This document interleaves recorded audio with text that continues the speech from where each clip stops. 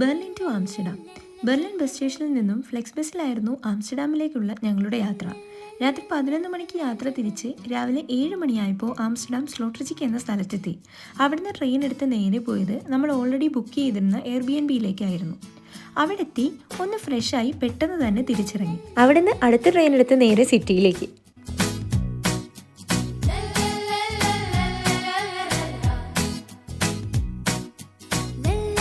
First നമ്മൾ പോയത് സാൻഡാം എന്ന സ്ഥലത്തേക്കായിരുന്നു.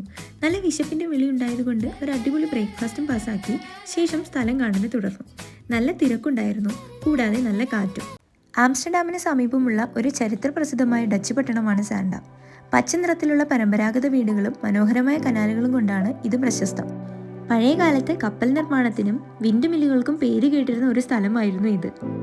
അതിൻ്റെ ഭംഗി മതിയാവോളം ആസ്വദിച്ച് അടുത്ത സ്ഥലത്തേക്ക് യാത്ര തുടർന്നു.